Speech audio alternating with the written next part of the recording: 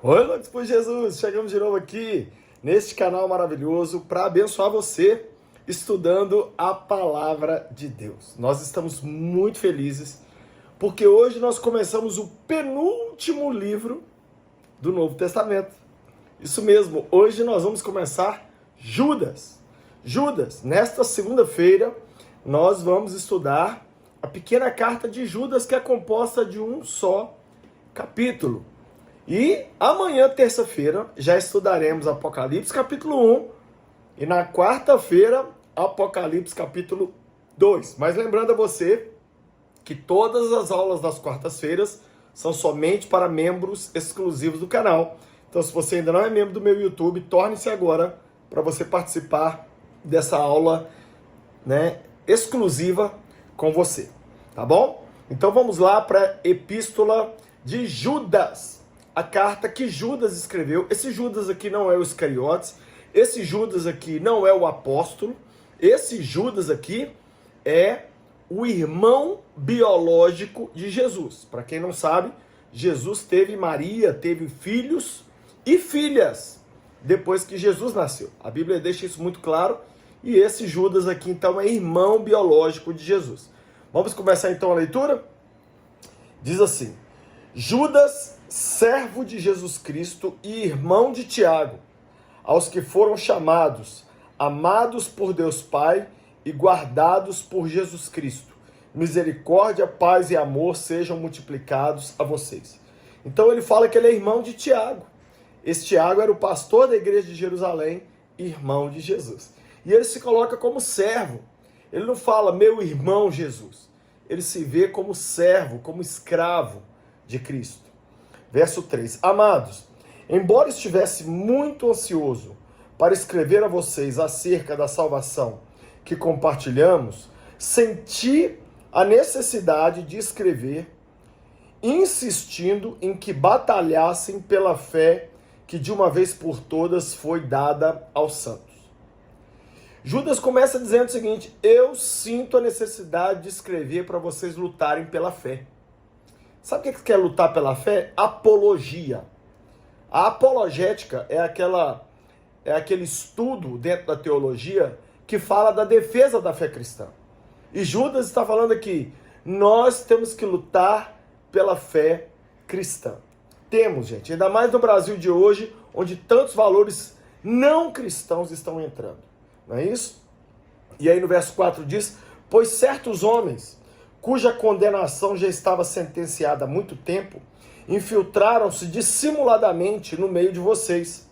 Estes são ímpios, transformam a graça do nosso Deus em libertinagem e negam Jesus Cristo, nosso único soberano e Senhor.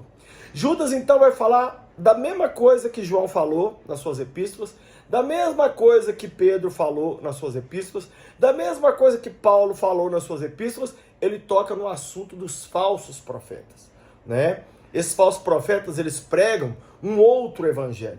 Eles pregam libertinagem, que você pode pecar, fazer o que quiser, né? Então ele está combatendo isso. Verso 5. Embora vocês já tenham conhecimento de tudo isso, quero lembrar-lhes que o Senhor libertou um povo do Egito, mas posteriormente destruiu os que não creram.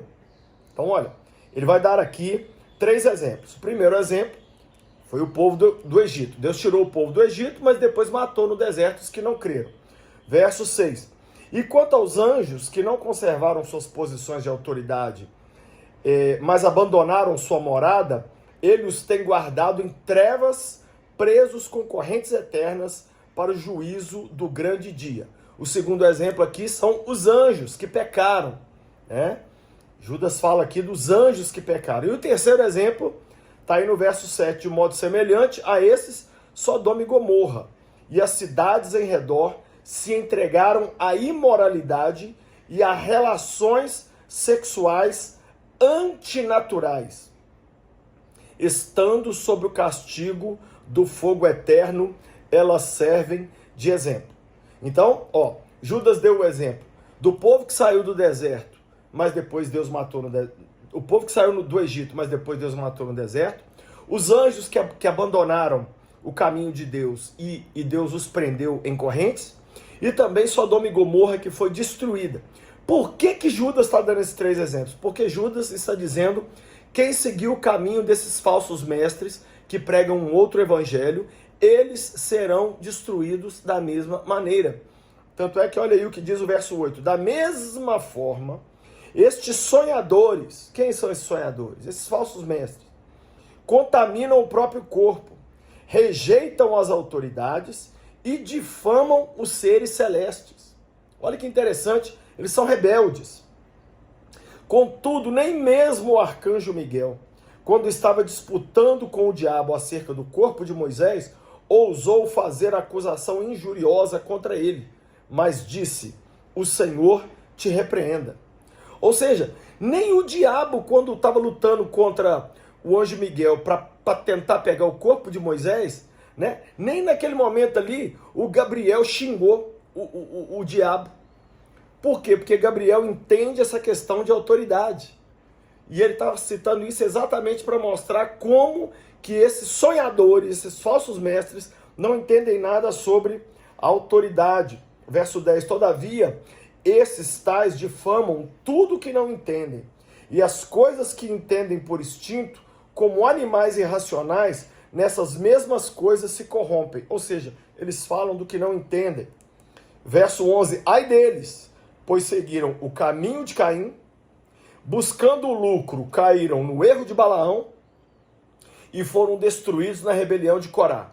Mais uma vez, Judas dá 3 exemplos bíblicos para falar desses tipos de homens. Ele fala de Caim, ele fala de Balaão e ele fala da rebelião de Corá.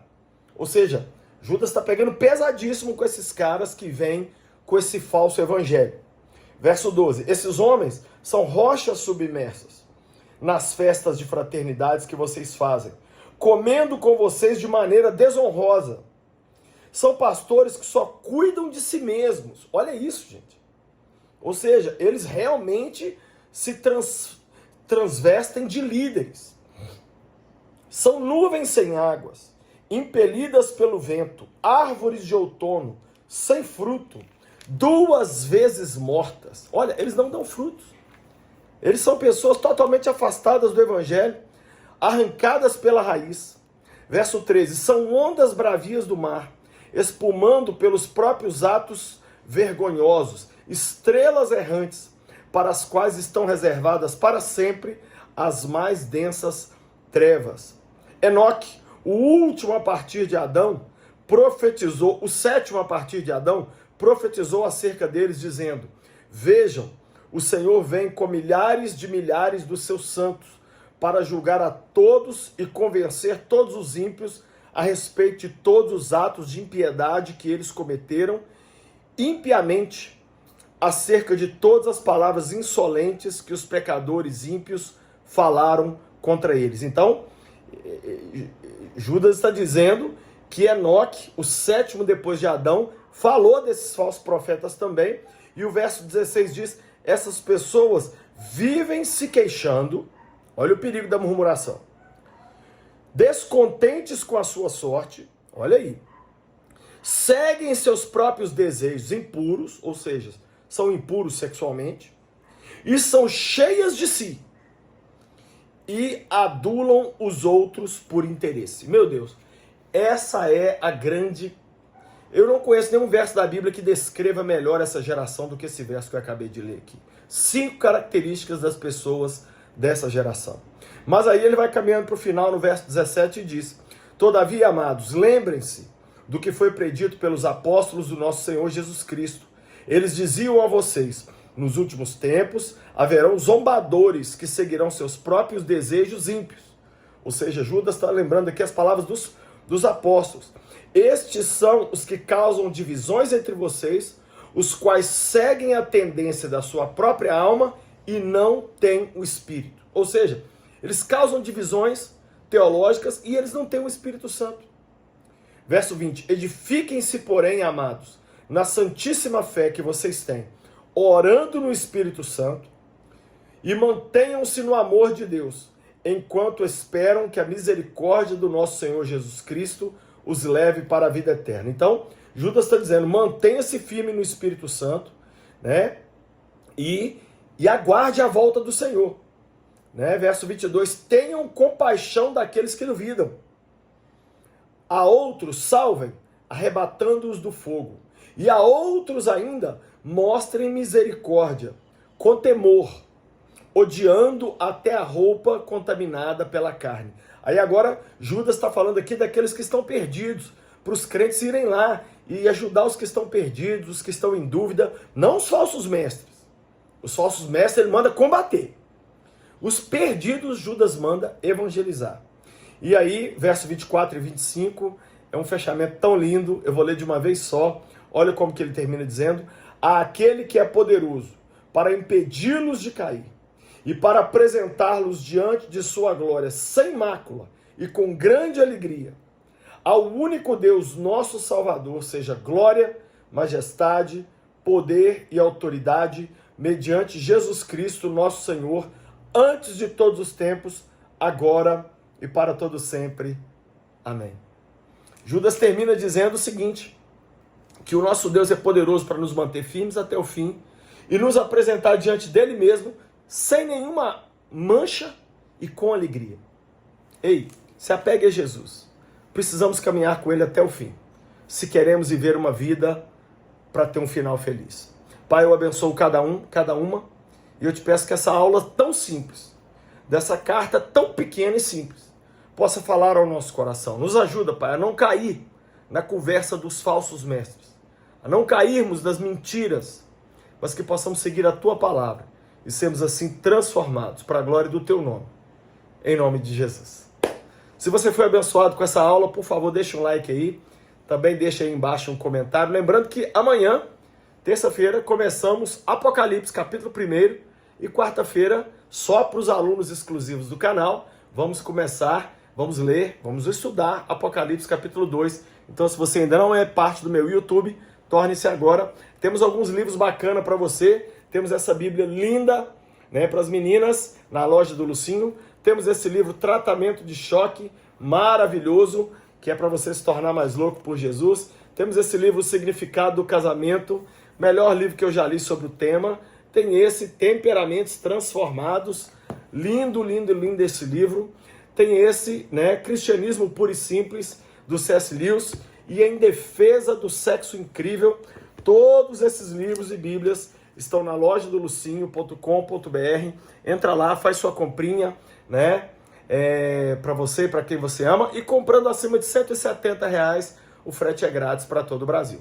Para encerrar, quero te convidar a vir para Israel com a minha família. Vamos agora em setembro fazer um cruzeiro pelas Ilhas Gregas e Israel. Em outubro, vamos para Dubai e Israel. E em março de 2025, vamos para Turquia e Israel. Acesse agora o site viagemcomlucinho.com.br. Veja lá o site, as informações, o roteiro, o parcelamento. Faça a sua inscrição e venha conosco andar nos lugares onde Jesus andou. Que Deus te abençoe até a aula de amanhã e seja louco por Jesus.